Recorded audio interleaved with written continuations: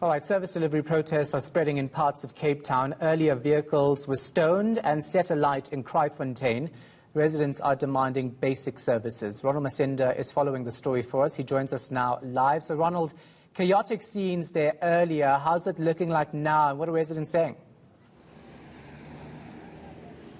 Well, the situation is calm for now in Kraaifontein, but earlier on we witnessed some very ugly scenes, Shahan, as clashes between police, law enforcement and protesters continued.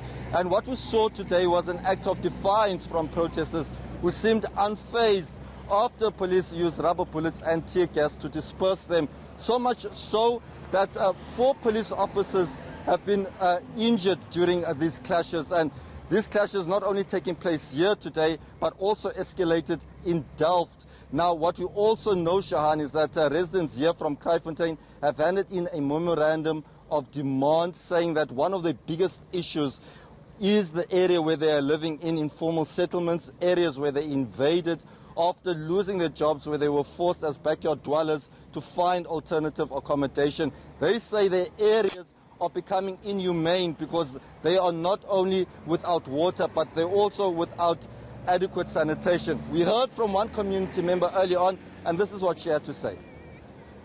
We're struggling from toilets, water and electricity.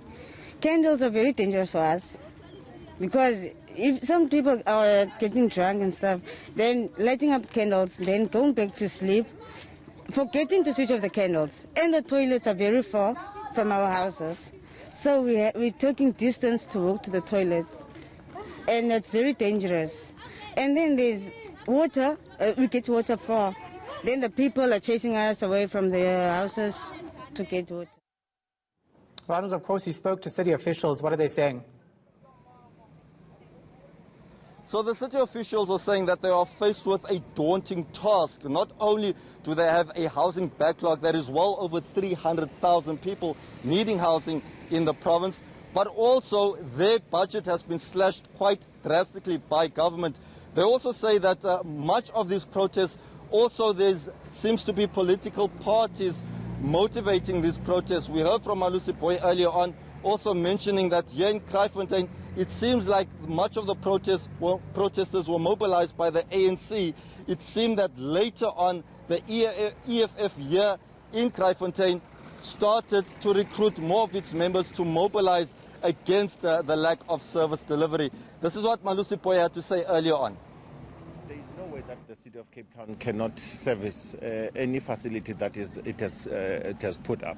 We service all the facilities that were put up. I think those facilities are not facilities that were put up by the city of Cape Town. We're doing our level best to make sure that we bring services to our communities.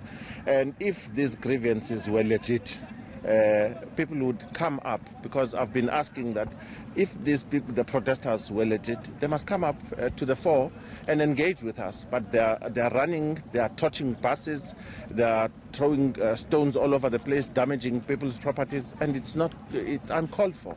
You know, stopping people from going to work. If you have a legitimate issue, come to us, let us engage so that we find a lasting solution for you. But if you're going to go out there on your own and not want to engage, how are we going to be able to resolve your problem?